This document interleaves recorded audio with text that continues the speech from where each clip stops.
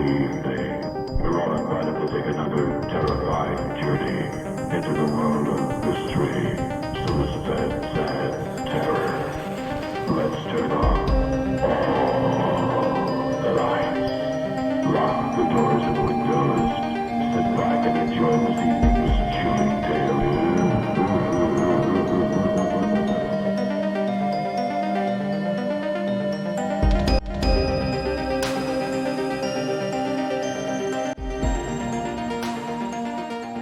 All right, well, hello, and thank you for tuning into the Eek channel. My name is James, and today I am joined by my co-host. Oh, little me, Cody. Hey, guys, it's Cody. Hey, here I am. So we actually have a little bit of a different episode today. We do not have a special guest. Oh, we're stuck on this camera. Let's go back to this camera. That's fine. You can. I want to be able to see you. You don't have to. It's fine. I was gonna. And just that means lean I was in. looking at the wrong one because I had them switched. Yes. Looking over here, and it's looking at me, and then I'm looking over here, and that one's over there. And boom goes dynamite. That tells you what kind of day it's been, folks. It's been a great day. It's been a great day. So yeah, you know, due to just scheduling conflicts, we do not have a guest for today. But I figured that there was a significant amount of horror news to go over today, so we're just gonna go ahead and kind of do a co-hostorama, is what I called it when Josh was on. You know, I love the guests that we get on here. I love the people and the wealth of knowledge and the personalities. I love talking to new people. I love getting recommendations from these people because they all know a lot more than we do, or at least me. But we started this show, in a very specific way, which was True. This is how we used to start our shows, and so there's something really wonderful about this kind of, I don't know, not dry open, but just a really inward focus. That's probably not the right word, but you know what I mean. Like it's just You got two former church staff members here. Talking about being inward focused. We love to talk, mostly about ourselves and our own interests. Oh, it's wonderful. It's just what we do. Okay, so I want to lead off. Oh, I want to lead off. Okay. This weekend, I had the pleasure of going to Vermont. This is my first time being in Vermont. And let me tell you, if you've never been to Vermont, do yourself a favor and definitely go at the end of September and October, if you can swing it. The pictures were beautiful. And like the landscape. I kept going back to the pictures. I just kept thinking like this doesn't capture, like these trees were like almost peak, but like you get so much of them, you get some green filtered in there. Sure. Like the hills, like I have a really great camera on my phone and it still didn't capture like the amount of color. And then like it was literally every road you drove on, you just expected Stephen King to pop out and like start dictating a horror novel that he's writing right now. It was incredible. Like every single road was like the road in the miniseries when he has the balloons and he's waving. Yes. I would say every town that we came across, minus a large penitentiary, was Castle Rock. Yeah. I mean, like, it was incredible. And you couldn't get over it. Like, I couldn't get over it. I don't know. Like, I'm a big history guy. I'm a big horror movie guy. I'm a big autumn guy. Like, that's my favorite season. So it was just like, it was a wet dream. Yeah.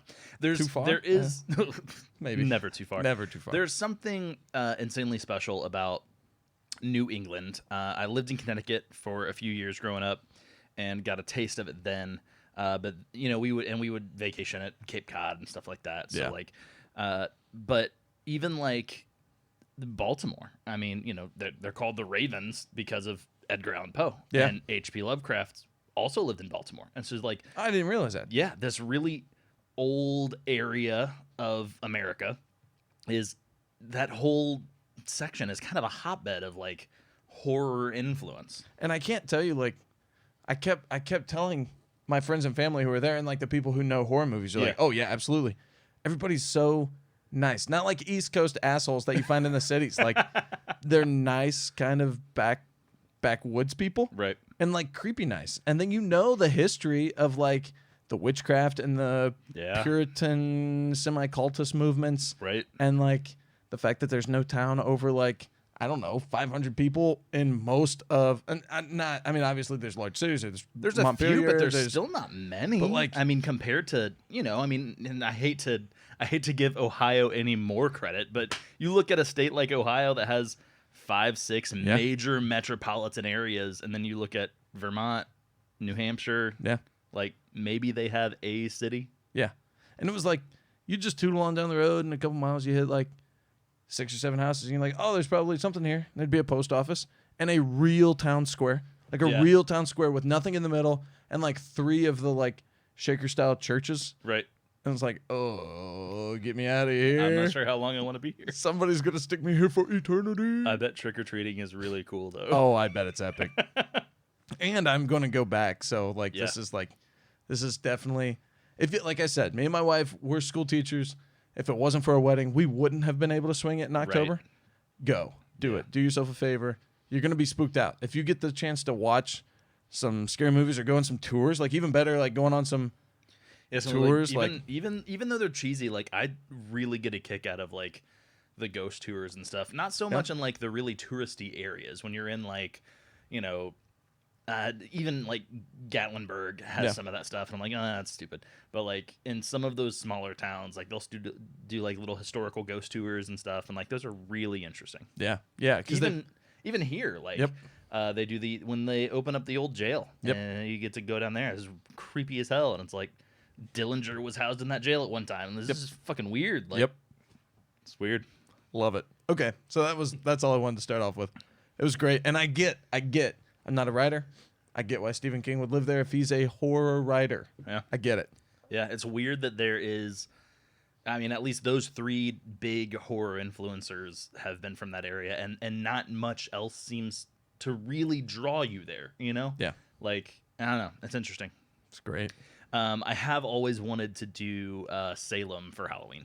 Oh, my. I mean, I know that at this point it's super kitsch, and like a lot of people say that it's like overdone and silly, but every time I see pictures, I'm like, I really like to do it just once. Isn't that what like every gathering of people is though? Isn't that like Dia de los Muertos is? Like for most like cities who celebrate that influence, isn't that what like Mardi Gras is? Like it's a little too much. Yeah. It's become a thing. Well, I've always wanted to do Halloween in New Orleans. Yeah. And then like you look up like what they actually do, and like of course there's just parties everywhere, which that'd be cool just hang out at the parties. But like their big thing is like it's just a parade. Yeah. And I'm sure it's a really cool parade. Probably. But at the core, it's still just a parade. Yeah. Like how much fun is just watching people in costumes walk down the street? Unless if it's your kids. Yeah. That's maybe pretty fun, but yeah, no. So, as you get older, parades really kind of lose their luster. They were never great when I was a kid. So. That's true. I always remember like my parents making a big deal about the parade. Oh, you'll get all the candy they throw up. I'm like, yeah, but I got to stand out in the heat, and then we're just gonna be out there forever. It's really boring. It's mostly just old people waving and throwing candy. Can we just go to the gas station, get me a candy bar, and go home? Yep. I'll take $1, please. Yep. I'll go. I'll save all of us a lot of time and headache. Anyway, leading from that, not to like kibosh the leadership of the show. No, this works. But this is a great segue. You sent me an update, and I guess I haven't verified it. I'm just taking your word for it. Oh, so you didn't watch the teaser trailer? I haven't watched the teaser trailer. There's a little teaser trailer. But I am just at the news. Yeah. I flipped. I expected. I'm gonna give it a little put because this is probably gonna suck, and so somebody's gonna come back later and be like, "Hey, remember in that show you were like, this is gonna be awesome," and it totally sucked. But first season just totally caught me off guard. Yep. It was kind of, if you've listened to the show before, in this moment I a lot of times will compare things to Iron Man 1, and you say, why Iron Man 1? You want to tell the people what we're talking about first? No, because I want to set it up. You're leading up to it. Yeah. I got it. And Iron Man 1, I had no expectation for, and it blew me away. And so this show blew me away. I expected to hate it. I thought it was going to be just this awful ragamuffin storytelling of Stephen King, and it wasn't. It was intricately worked. It felt like it was a Stephen King story, even though it was really just inspired by it. I think he had some hand in some of the characterization, but for the most part, I think it was really just a name on a name on a credit. Castle Rock season 2 is coming, and I couldn't be more pumped. Soon. Really? October was it 23rd or 25th? 23rd, I think. Oh, in time for Halloween? Yeah, yeah. Like Oh, right in time for Halloween. I mean, it's a Hulu show, so Yeah. it won't all hit at once. Sure. A la Netflix, they release it week by week still. Yeah. But yeah, maybe shame on me for not keeping up to date on it, but I feel like Hulu kept this under wraps pretty well. Like you can take the shame. I'm not going to take the shame. I'm just going to take the excitement. there are so many times where we know that a season is coming and like we get little tidbits. Oh, so and so has been casted for this. Oh, Yeah, hey, that's true. in season 2 they're gonna focus on this character or whatever, and like I haven't heard anything. Yeah. I mean, I haven't necessarily been super digging, but like, yeah, I mean, they announced it and released a teaser, and it's like, wait, you've been working on this for like an entire year, Oh, let's go. and I had no idea. If you haven't watched this, which I always say that, and then I realize that I'm the one who hasn't watched a lot of things on this show. So you're all probably like rolling your eyes, like, yeah, of course, everybody's watched this. But I think a lot of people haven't maybe given it a fair chance because it seems like it would suck. yeah, and you really, I mean, I would say like from the beginning, it puts you on a pretty question, at least a question mark. Sure. Like you're not sure what is truth, what is being made up, what is even being experienced. Yeah. But there is one episode in general, and I'm not going to spoil it for you. Mm. You just see, I will say, you see the entire episode from the perspective of someone who has Alzheimer's. And it is maybe one of the most, for someone who had a family with Alzheimer's, like, and I don't know, like, you have to understand, like, there probably will be no truth of understanding what that experience is like. Right. I know that my family, the few that had it, were extremely angry until they really had lost most touch with reality. But like it felt like an incredible way, just a vision to shoot an episode of anything, Right. and then B, like the emotions that this character experienced felt like what I was experiencing from the receiving end of Right, that right, relationship. Incredible. Like the entire season is incredible. And what I love about it is it's so Stephen King-esque of like at the end it doesn't feel like you've gone very far from the beginning, except you've gone so far. Right. And you're back at the beginning and if every emotion has changed. Yeah. Right? Almost, I mean, it is Yeah, that's definitely it's not necessarily like the ring theory storytelling that we've talked about before, but it's this idea that just like all roads kind of lead back to the same place. Yeah. But you feel completely differently about them now. and kind of the question of what is better, to know or to not know. Yes. Like this, like everybody was kind of operating ignorance, and it was kind of happy. Yeah. And then you think you want to know, and then all of a sudden you know, and you're like, I can't go back. Right. You can't unsee those things. You can't unexperience those things. Yeah. Incredible. So they may flop second season, but Yeah. probably not. I mean, like, So from they the have teaser- they have the base of characters set up. Yes. All of them were extremely engaging. From the teaser, it has shown no characters from season 1. Okay, interesting. Yep, which is interesting. Yeah. The only real thing, and I don't think it's necessarily a spoiler at this point because it's very obvious in the teaser, is it seems like we've shifted to a new kind of main character. Okay. And it is, oh shoot, I'm not going to remember her name. I think it's Annie Wilkes from Misery, Oh, the Misery chick. okay.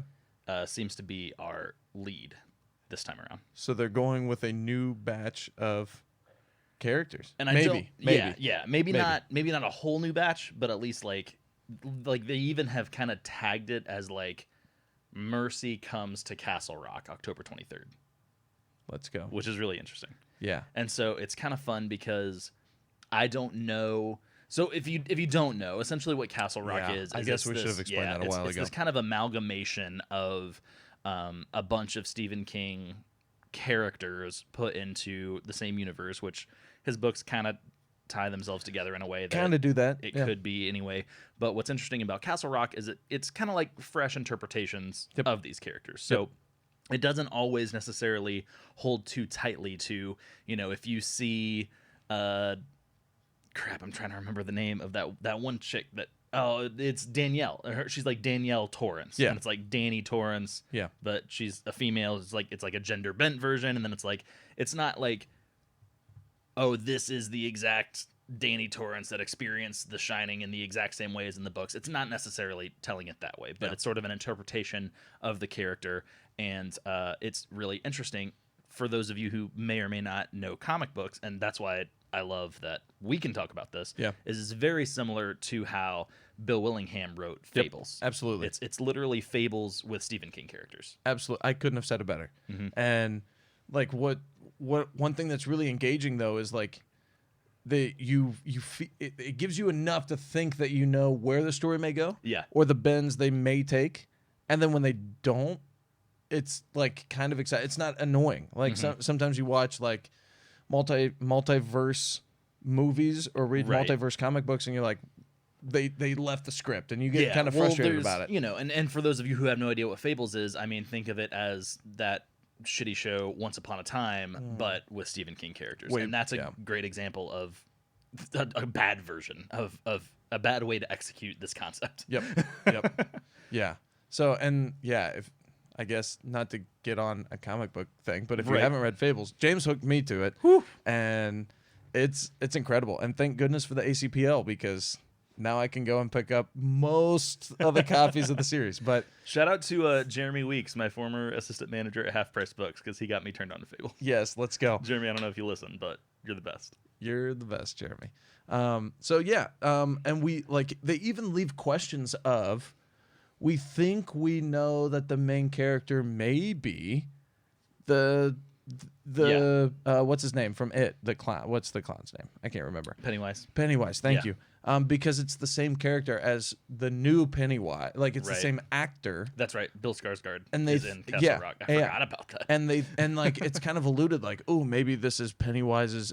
And they're like tying it to the movie universe. Maybe. Right. But they never say it. Nope. But you know what? It doesn't matter because the rest of the show is ballin'. Like it's oh god. Anyway. Well, and then that's the thing too is like in the book, Pennywise, you know, I guess in the Mask universe. Spoiler alert for It, the book. Pennywise is an alien that crash lands or lands somehow ends up in this place that becomes Derry over time. Yeah. And so like he's kind of tied to that one location. He doesn't really leave Derry. Yeah. And so for him to be in Castle Rock doesn't necessarily make sense with the books. But that's what's fun and interesting about a fresh interpretation. Yep. I guess another comic book reference, if you need it, is Marvel's The Ultimates, where they just kind of changed everybody around. Like you kind of get that, and it's done in a fresh and good way. Yep. Okay, we got more news. So much more news. I wanted to talk. We don't need to do a full review because we don't really review shows so much on the show. We've had a lot of conversation in our hot takes of Stranger Things. Here it comes. Stranger Things season 3. Hot takes. So I would like to go back now and officially go on record of our thoughts on Stranger Things season 3 without taking a ton of time. Yeah. Because we watched your journey fluctuate a little bit. Definitely. And I don't know if we have on recording kind of your final thoughts. Yeah, my final thoughts. I did think it ended better than it started, in my opinion. I think we kind of talked about it maybe in private, maybe on recording. Right. I can't remember if that conversation was on the recording or not. But, I think we're starting to separate like who are some of the good actors. Yes. Versus who we're kind of stuck with because of that person being cast in season 1. Yeah. And so I think that's something that we're going to continue to experience as they make those characters relevant. But I think the writing, the execution, it felt like it ended better than it started. Mm-hmm. I will say, spoiler, because if you haven't watched season 3, then you either won't or you've probably already heard spoilers. Yep. I believe I really like to tap into the Cold War thing. Yes. I think they're going to be able to kind of go out of Hawkins. I haven't watched the trailer. Yeah, just wait. I got the update. It's even smaller of a teaser than the Castle Rock one, but I'll tell you all about it here in just a second. Okay. The one thing with that idea, I think it could be awesome, or we could have Jurassic Park 2 New York City. Like, yep. It makes me nervous. Yep. But I will say, like, the way 3 ended with the different character development, the Ahoy crew Yeah. or whatever they were Scoops called, Ahoy. Scoops Ahoy crew, Scoop Troop. like Scoop Troop. There it is. After that development, after like Max's brothers, like crazy weird development, Yeah. and the way they tapped into like that kind of like upside down dream kind of thing. I thought the monster was pretty awesome. I thought I was going to hate the monster, Yeah. and I think because they went so big Yeah. and they did it so they still stuck to that Demogorgon thing. Sure. I really liked it, Yeah. and so I will definitely. I mean, they've hooked me now. I'm in Yeah. 3 seasons. I'll keep watching till they probably stop. But So I have this theory that the way they are structuring each season of the show is also kind of a meta reference to 80s, maybe even a little bit of 90s, most 80s filmmaking. Okay. And how it handled successful IPs. I don't know if they're doing it on purpose, but it seems to fit the mold so well. So the first movie is Alien, yeah, 100%. The second movie, second season. Yeah. When second season was announced, I said if they don't make it Aliens, they did it wrong. Yeah. Because that's the point. And it's probably not going to be as good, which means it's not as deep. Yeah. But like, we have to establish some rules of the universe now, because if you keep making everything a question mark, then no one cares anymore. Yep. And so we had that.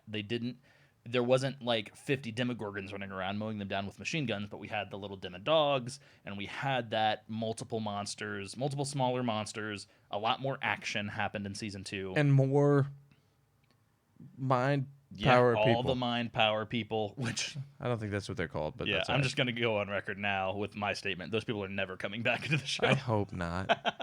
God. I think that the Duffer Brothers walked away saying the one thing everyone disliked about season 2 was the one episode that took place in Chicago. So we're just awful. never going to see those characters again. Awful. Awful. And then I think that there's a trend in a lot of these series with number 3s always being kind of like a little bit of a return to format of the first one, and kind of being like a greatest hits version Sure. of the first movie. And I think that by the end of season 3, that's exactly what we got. Yeah. So moving on from here, I mean, yeah, I don't need to get directly into like comparisons to films, but I mean, because I don't think they're gonna make like 7 seasons of the show. Yeah. But moving on from The here, college years. well, Yikes. that's kind of where I'm going. I would not be surprised if we see very little Hawkins kids in this movie. Interesting. Season 4, you mean? Season 4. Yep. Okay. I keep saying movie. That's all right. Season 4. I will not be surprised if we see very little of them. So the teaser, I posted the first half of it on Insta. It's just Okay. the new logo with a new 4 in there, Yeah. and then it like cuts out. After it cuts out, it shows that same logo in like an upside down version, so Sure. it's all like stringy and goopy and weird. Upside down. Yep. And then it goes black, and it says, Nice. "We're not in Hawkins anymore." So it's kind of a reference Pretty to on the nose. we're not in Kansas anymore. Yeah, I get it. And so obviously we have the ending of season 3, the little teaser at the end Yeah. in Russia with the American, Yeah. obviously everyone believes is Hopper. Absolutely. But I would not be surprised if... I'd be a little surprised if they don't show them at all. yeah. I would not be surprised if we see very little of them. Or if we only focus on one group, because now the group is also segregated with everyone moving away. Yeah, that's true. And I really hadn't thought of that. Yeah. Um, We very well could be getting into like Jurassic Park 2 or Jason Takes Manhattan territory, where we're just going to be in a completely different place with 1 or 2 characters that we recognize. yeah. Which may not be too bad. It's true. You have a very large cast. You have a very large cast, and some of the cream is rising to the top, so to Yeah. speak. I mean, we're starting to get, who can really kind of handle this Yeah. and who can't. Past they're cute, they're kids, Yeah. and it's Stand By Me. Like, Stand By Me is so successful because when we were 8 and 9, we can all relate at cussing at our friends. Yep. And then you can take so many seasons of a bad actor, right? And then they become a teenager, a young adult, and you're like, yeah, this person just can't act. Yeah. So it could be a creative way to shift into maybe more of like and this may be a bad example, but it's the first thing that comes to mind, like a Cloverfield versus 10 Cloverfield Lane, where we have a different take on it, right? Like we've already kind of set it up for like a Russian thing. It could be, is there another town, instead of expanding the bullseye, let's go and start another small bullseye and start expanding that story. And then we can kind of expedite that because we kind of already know what they're going to experience. Yeah. I don't know, but yeah, I could kind of foresee. I could see a potential reality where season 4, the only returning character is Hopper. yeah, as long as they do him better than what they did in season 3, I'll be all right. They just did him. I think they did the character, not the actor. I think they made more iconic moments in season 3. Yep. So I think I don't know his name, but as an actor, he'll David Harbour. He'll probably get some more looks, some more calls, whatever. I think he'll be more recognized for season 3. Yeah. But I thought the character Hopper, He got his own Netflix special kind of deal. I haven't watched it go. yet, but it looks really interesting. I think the fictional character of Hopper, though, they kind of sacrificed. Yeah, he has to still be alive. Like the ending, his departure was so quick, and like they try to like make it emotional, but like the emotional impact, I feel, was definitely lost. Yeah. Because I don't think he's really gone. Yeah. But so it could be just Hopper's adventures in Russia, maybe. And I think that maybe that could be where the split up comes. Maybe we just don't see. I mean, we're not in Hawkins anymore. Maybe we can take that very literally and say that everyone who stayed in Hawkins won't be in season 4. Yeah. Because what dog does Lucas have in the race to, if Hopper is alive, find him? Like, does he really care? The only people that would really care would be Joyce and 11. Yeah. And they're together. Yeah, that's true. So maybe we just get the Byers and 11, and those are the only undead, still living people in season 3 that come back in season 4. Maybe it's 11 trying to find him, getting weird glimpses of Russia, and something like that. Yeah, or finding another portal thing. Yeah. I mean, I think that's kind of the understood thing, right? Like that was a portal between He slipped Russia into the upside down and then slipped back out. Yeah. So interesting. It's interesting. We'll see. Yep, we will see. There was a couple other things that I want. Oh, did you watch? Alex sent that trailer for Little Monsters. No. Oh my gosh! So it's a zombie movie. Okay. Where Lupita Nyong'o from Us plays a kind of a teacher who's taking these students on some kind of field trip at this camp. Okay. And then zombies break out while that's happening. She's like Bad Miss Frizzle. She's badass Miss Frizzle. Let's go. Yes. It looks really good. Oh no. Oh, I'm in. We've had some attempts at zomcoms that have kind of fallen flat. I might say that this might be the Zombieland 2 that we actually wanted versus the one that we're getting potentially from what the trailers show. But I feel like for my taste, dude, throw me those softball zombie flicks. As long as it's not hey, we're in it for the cash grab.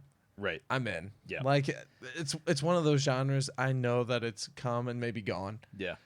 I'll still take it. Oh. You'll get one viewer. And I don't know, just seeing Lupita in a completely different role from Red and Adelaide. Please, any other role. It was any other role. And seeing her in a lighthearted, fun yet badass role was really interesting. And I'm just like, if she becomes a horror icon from doing a couple horror movies, and people will continue to cast her in this genre.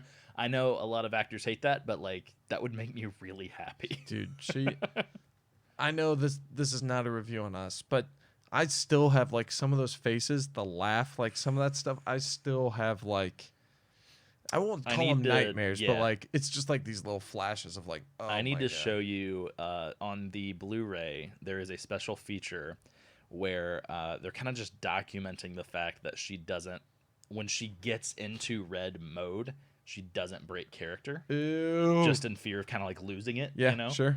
And so like they're doing the fireplace living room interview scene, and she's just like sitting really awkwardly cross-legged yet perfectly straight in that chair. Yeah. And like it's like pitch black in that scene, and just this like kind of off camera is just like filming her in between takes, and it's frightening. Oh, I bet. It's basically 12 minutes of her just staring directly at the camera and like occasionally saying something to the crew. Ew. No, I would have probably. And she says it in the red voice, Of course. not in the natural voice. I think I probably would have resigned. It's really scary. Like that night. Like, oh, I don't want to be here for this. by the way. Can I just work the Adelaide scenes and not the red scenes? Yes. Yes. Can we go back to the happy beach where we're snapping off beat? This is great. Like, that'd be great. Oh my gosh. That's incredible. Yeah. So really, really cool. I'm excited for that flick as well. We have upcoming. This is good news. I didn't know that this happened. Drum roll. 4 years running. Okay. Columbus, Ohio. Let's go. Nightmares Film Festival. Dang. Yep. I didn't know that. Yep. I didn't know that. My boys. 4 years running. My Buckeyes. Your place of residence at one point. Yeah. Yeah. That's really cool. Where is it? Like Short North on campus? Like It where? is at a art house cinema. Okay. I'm trying to remember what it's called. Attend the festival. I was already looking at tickets today. Gateway Film Center. It's on North High Street. That's awesome. Yeah. I think Gateway is like somebody from Columbus is gonna probably correct me, but I think Gateway is like right South Campus. Oh yeah. So I think it's like I think that's like the kind of the big theater, like almost mall thing. I think that's the theater. I've told you about this story about where I watched He's Just Not That Into You. Oh, And there were a lot of sassy people in the audience, like yelling at the screen. It was one of the most amazing, like film experiences I've had. Is watching a really crappy rom-com. Right. But sorry for those who may be offended by me calling that crappy, but I think it's not one of the best. Anyway, I think Gateway is right there, Nice. which is like really, I mean, pretty legit. Like it's not. It's a 4-day festival, and That's they awesome. have submissions from all over the world. I really want to go check it out, at least for one of the days. It has they're kind of a running tradition for the 4 years is a hour or a block of programming really, really late at night. So you're talking 1, 2 a.m. Yeah. And it's called crap, I already forgot what they said it was called. The website doesn't have this on there because I think it's more of an unofficial name, but it's like the ultimate mind fuck hour or something like that, where they Perfect. just show like crazy extreme stuff for that entire block of programming. And I'd really like to be there for that. Yeah. It's supposed to be one of the they're basically making their own Sundance for horror, and it apparently is doing really, really well, and they've been doing it for 4 years. Yeah, well, in Columbus, I mean, obviously, it's the biggest school in Ohio. They have a pretty renowned, film. I wouldn't say necessarily school. Maybe they do. Sure. But I think what I experienced was like culture, writing culture, Right. film, short stories, short films, culture. There's a ton of shorts at this festival too. Yeah. Yep. And so actually one of my buddies who lived in Columbus at the same time I did, like was involved in not necessarily horror shorts, but like, I mean, just constant submissions to short. And they would have different festivals on campus, off campus, but like This is really cool. Yeah, it's a really cool thing, and the fact that it's happening in the Midwest, I think, is doubly cool. Definitely. We had a discussion, Alex and I, a couple episodes ago about. So we watched Haunt. Haunt was filmed in a suburb of Cincy on the Kentucky side. Oh, cool. And then Candy Corn was filmed kind of around the Cincy area as well. And so I'm just, with this film festival in Columbus, a couple kind of recent indie darling type flicks being filmed in Ohio, like maybe we could see a big Midwestern horror development push, and I think that would be amazing. That'd be sweet. I mean, we kind of have a lot of the elements. Yeah. Just like kind of the small town, a lot of the kind of the more conservative, like for the most part, conservative approach. Right. I mean, like a lot of these things that you think of when you go back to Nightmare on Elm Street or Halloween or Haddonfield. Yeah, I mean, like you get that same feel. Haddonfield would have probably been, or Halloween would have been easier to create Haddonfield in an actual Illinois town, Right. rather than doing it where they did it in SoCal. But Just ignore the palm trees. That's fine. At the time, it was probably travel would have probably been more expensive than just fake leaves. Yep. But I mean, as we grow more and more connected as a society as well, and then also you just have. You don't have to move to Hollywood to be a filmmaker anymore. Yeah.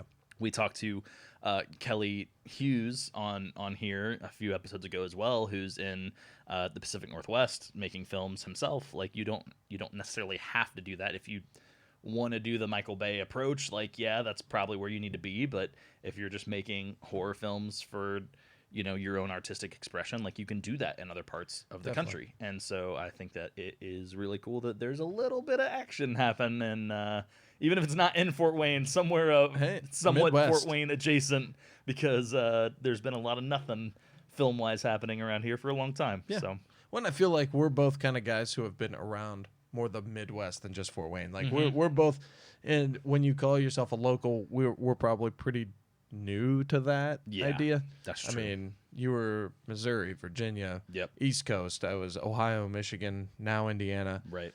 So I mean, like just the idea, like, hey, around the Midwest, if you can drive to it, you pretty much consider yourself a local. Yeah. And so, I mean, like, there's a lot of, Yeah, I'm from Chicago and Detroit and Columbus. Kinda. I mean, they're all about the same distance. And Indianapolis, like it's not a big deal. Yeah. They're all within, say, a 4-hour drive. Yeah. And then you got these people out there who live in other parts of the country that's like a 4-hour drive. And it's like, there are people in the Midwest who have like a 2-hour commute, and it's not because of traffic. Yep. I gotta drive to the city today, boys. Yeah. No, absolutely. So, funny story about Halloween. I know we're probably gonna have to wrap up here soon. Yeah, we're good. I was watching it with my my buddy in college. He was from L.A., from the greater L.A. area, and he had never seen it before. And like, of course, like September hit, and I was like, "Oh, we gotta start thinking about scary movies." We gotta think. And he had never seen Halloween, so I like sat him down. We were gonna watch Halloween. It was me, my roommate, who I've talked about a lot on here, my buddy who was from L.A. His name was Willis, and then his roommate our freshman year. It was all four of us sitting in their room across the hall. And as soon as it came on, it said Haddonfield, Illinois, and then he saw the landscape. He was like, "That's L.A." I was like, "What are you talking about?" He's like, "That's L.A. Look how high those curbs are. That's L.A. I know L.A." It's like, "No, shut up. You don't know." He was like, "Oh no." He's like, and then like the second shot, he's like, "Look at those palm trees." It's like, "Oh, son of a! I didn't think you'd catch that." Of course. So like the idea, like, hey, these amateurs who don't know anything about film, they've never seen your movie. Don't try to pass bullcrap for what bullcrap is, like, hey, so. I call it out on TV all the time because there's still very little TV being produced outside of California. And, you have something, Community is one of my favorite shows of all time. I watch it constantly, and, like, there are so many outside shots where you're like, oh, this is clearly a studio backlot. Yeah. Like, you're trying to play like this is a community college in Colorado. Hey, where's the mountains, bro? Yep. Looks a little flat. Looks a little flat. I definitely see a little bit of a palm tree trunk right behind you there. Yep. That exterior of the school looks a lot just like a studio warehouse, like just metal siding, like Yes. happens all the time. All right. Well, yeah, we should probably kind of get wrapped up here. So if you want to help out the show, you can do all of those things. You can do all those internet things. You can like it. You can rate it. You can review it on iTunes. You can follow us on Spotify. You can subscribe on YouTube. You can enable notifications on Instagram and YouTube and all the places. Just do the internet things. Like that's. Sorry. You keep going. You just worry about you. It's a lot harder to do than you think. Sorry. If you'd like to be a guest on the show, so you don't have to just listen to Cody and I ramble on like this, and even though I hope that some people thought it was interesting. I think I did. But if you'd like to be a guest on the show and chat with us on here, you can. All you have to do is reach out to us on Instagram at Eek Channel. That is EEKCHANNEL. You can also just go to our website at eekchannel.com, click the Be a Guest button in the upper right-hand corner. You can also email me at hello@eekchannel.com and connect with us that way. All right, guys, thank you so much for listening.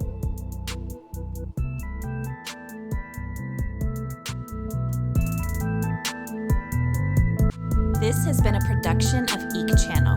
We make spooky stuff for people like you.